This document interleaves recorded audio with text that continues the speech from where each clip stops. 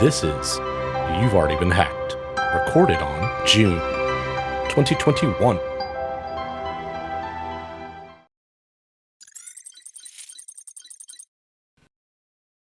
This week, we're going to forego the news because my term for teaching has come to an end, and we're going to do a little review.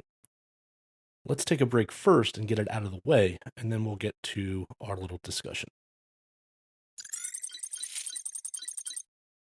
Okay, so let's talk about this past term in the context of the current cybersecurity environment. Term started in April and concluded in June. And as part of the program that I teach in, it is a 10-week term, not a 16-week term, because it's online, so it's a little compressed. Class size is nominal. Good, healthy class size is 15 to 20. This time we had 17, which was great. It worked out well for discussion. It worked out well for the war game simulation that I produce. All that type of stuff worked out really well. Good synergy, good cooperative cohort of students. No complaints. So all that out of the way, what was interesting to me is the fact that 2021 has been horrific when it comes to cyber security incidents. Now, we already saw, thanks to the pandemic through 2020, the large push to remote work and remote learning and remote everything, and how that was definitely going to be and was exploited by malicious cyber actors. 2021 has seemed to only accelerate and exacerbate what they were already doing. In the last few months, we have seen multiple infrastructure attacks, and whether or not the attack itself was designed to hurt the infrastructure, or whether or not it was meant to disrupt infrastructure, they did, right? You had your Colonial Pipeline, you had your JBS meat producers. These are just two significant events that occurred. Not to mention all of the medical events, municipalities being hacked, water treatment systems being hacked. It seems to be accelerating, and the targets that are now becoming more disrupted are far more critical than they were previously. That's not to say that the targets that have been hacked previously were not critical, but the ones that are actually being impacted with more regularity are more critical pieces of our everyday life and infrastructure. I hope that makes a little bit more sense for everybody. With regard to that, if you just look at it, the other thing that's happening is the demand from the perpetrators is getting more expensive. And it almost seems like the cost of doing business is getting more expensive just to deal with the event. I don't remember the exact name of the insurer, but we spoke about this 2 or 3 weeks ago, where the largest ransomware payment ever was just this past year at $40 million US dollars. That's now, I don't believe, the ceiling. I believe that could become a pivot point in negotiations for the amount that's out there, because the market has shown that it is willing to pay, at least one segment of the market. And all of this happened while I was teaching, while I was going through the various aspects of the things that I think are important in cybersecurity to make sure that those going into the private sector or the public sector or something along that line should be aware of occurring and how to mitigate them. And as we spoke about once before, I don't teach my class for ones and zeros. I teach my class for the concept. The ones and zeros are going to change. The ones and zeros are going to change within 6 months, right? when it comes to technology. So trying to keep a class up to date like that would be exceptionally rigorous. It would be hard if that was a full-time, tenured only job, not just as a part-time Indiana Jones style professor. So trying to teach concept is a lot easier. Now, the concepts, I'm going to go through real quick the 10 weeks topicals that I teach, and just you as the listener, with what you know of what's happened in just the last 3 months. You please give feedback. Uh, Use that response button. Um, put some comments down there. Um, you tell me, are these the types of conceptual topics that we should be talking about today? And no, I'm not necessarily asking for you to rewrite my class, but whether or not you think that we're hitting the right notes, especially with how the environment is becoming uh, accelerated. So, for week one, I talk about cyber war games and your, the student's, personal responsibility with cyber risk. Now, cyber war games, the reason we dedicate some of that in the first week is a large portion of my class has a what's called a war game simulation. Anyone that's ever done a tabletop at all will understand what that is. And essentially, what it is the students are broken into groups, and I give them a series of injects over the course of 8 of the 10 weeks. And those injects are predefined events that occur. Now, each of the teams has to figure out how they're going to either deal with, respond, ignore, prioritize whatever said event. They're given a budget. They're given they're given weekly operating expenses. They're given costs. They're given the opportunity to um, have revenue generation, all these sorts of things, to try and come up with, at least in the conceptual form, of how they're going to attempt to deal with what's occurring. So we spent a good portion of that first week just laying the groundwork, right? The reason I think that's been important, and I've had this been part of my class since 2014, is it puts the student learner right into the thick of dealing with the environment with simulated stress. And what I mean by simulated stress is they get hit with 4 to 6 injects in a 1 hour period. Class is 2 hours. First hour is discussion. Second hour is simulation. 4 to 6 injects within a 1 hour period, and those injects don't necessarily end when the week is over.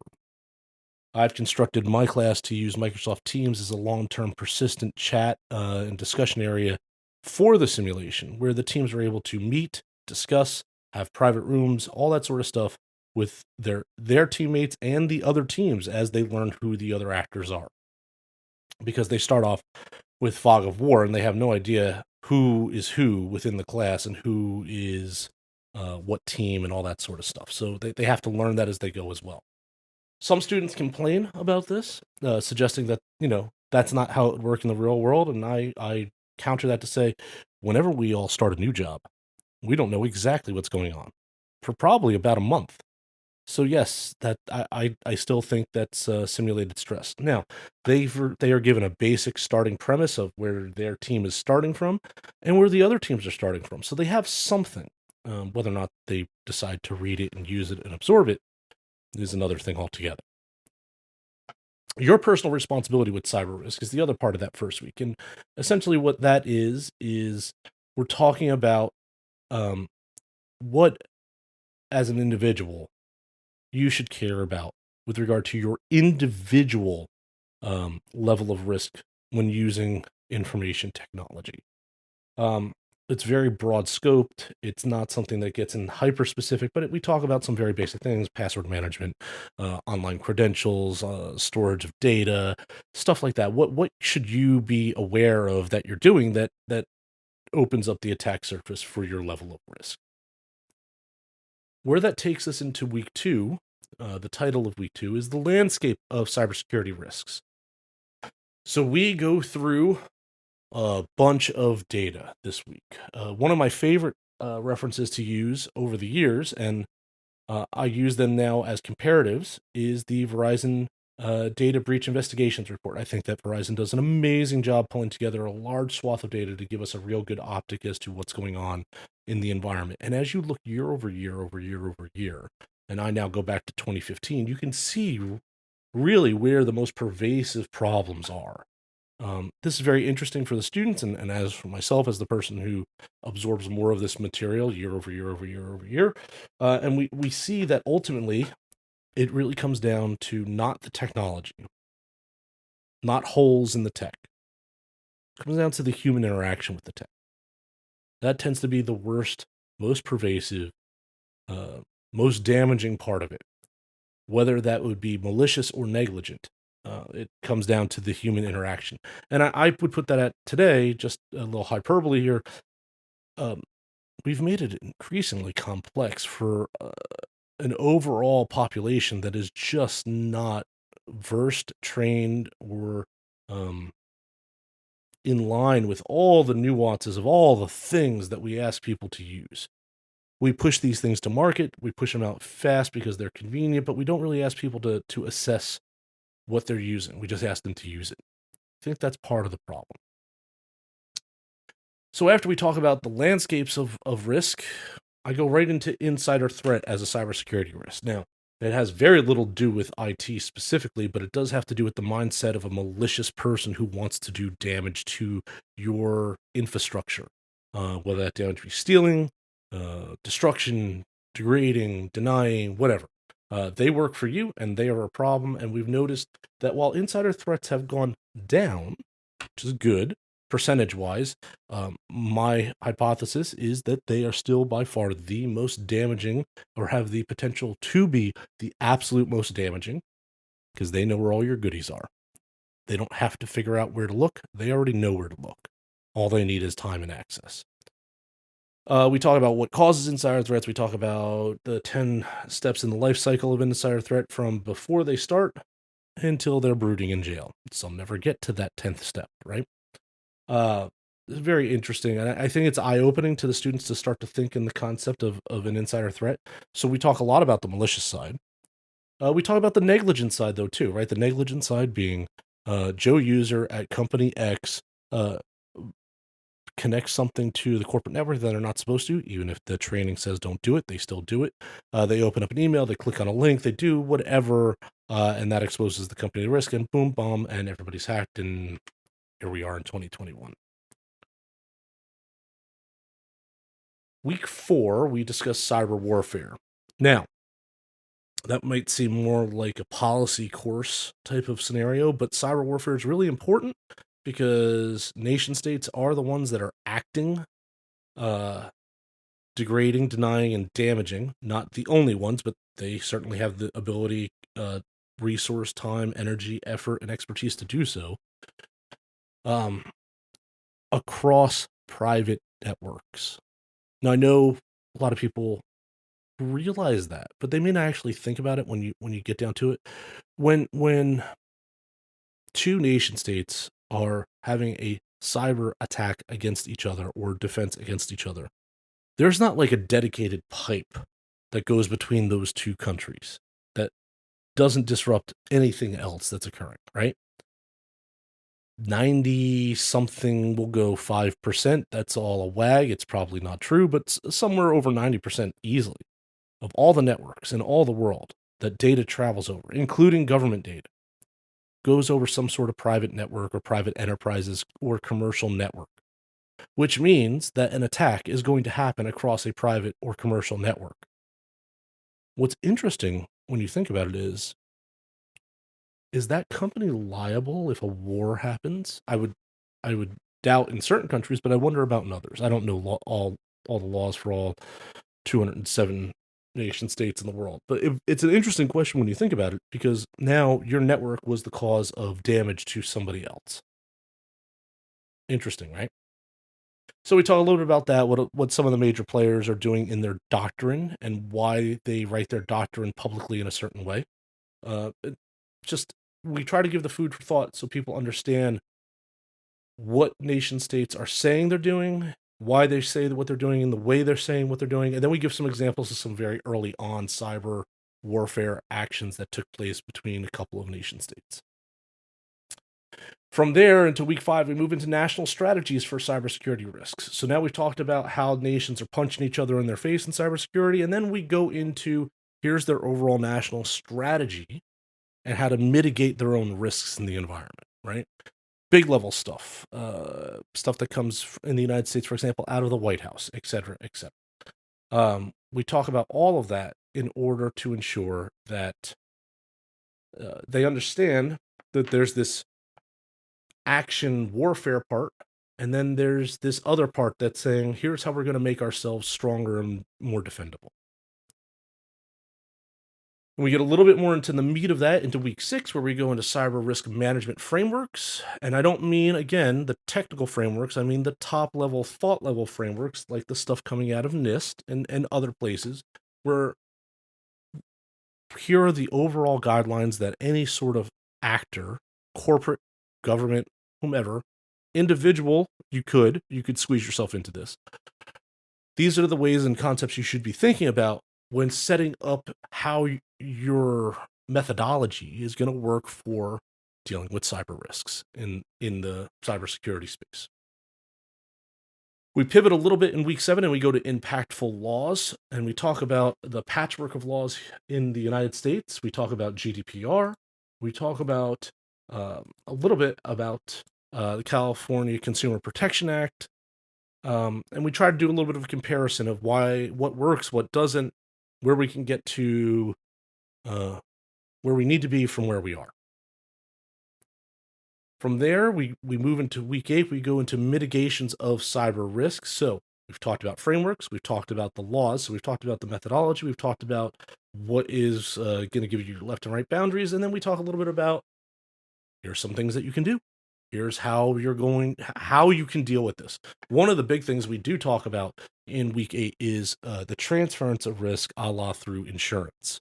And we go through many of the different examples that the insurance industry currently has for cyber risk insurance. And it tends to lead the conversation in some very interesting perspectives. From there, we talk about cybersecurity risks with regard to critical infrastructure, topic near and dear to all of us in 2021. We give some really key examples of things that have happened in critical infrastructure. We give some examples of near misses with cyber risks in critical infrastructure. And we even give one example where a non-cyber event could have easily been a cyber event and would have caused the same amount of damage, and what the cost of that event would have cost at large. We've seen a little bit of that this year, different style event, but still a piece of infrastructure went down because of a cyber event for an extended period of time, and we saw what that kind of did. And then finally, in week 10, we talk about the future of cybersecurity risks. Some postulation going as far out as 2025, 2030, some alternate cybersecurity futures, and 3 different technologies that may define the next decade in cybersecurity. And we did all of that in the concert of the past 3 months. And what I found interesting as the observer, mentor, guide, if you will, through the topics for my students, and again, this is a master's level course, we are living out much of what we have been telling ourselves is coming. So you can think of that in one of 2 ways. Either we have a self-fulfilling prophecy and we have made this come into existence, or a lot of people have been trying to warn us and no one has really been paying attention. And by no one, I mean on the majority. There's plenty of cybersecurity companies, there are plenty of IT professionals, there are plenty of people really doing their best to attempt to get us from where we are to where we need to be to keep ourselves secure. However, I don't know if even that scale at this point is really enough. So, with all of that, what other concepts would you want to hear about if you were a learner in cybersecurity at a master's level? Conceptual, not technical. Let me know. That's all for this week. I'm your professor of cyber risk, and we'll talk again soon. If you like this podcast, share it with your colleagues and friends. Your support is how we are able to continue to make this content. Thank you.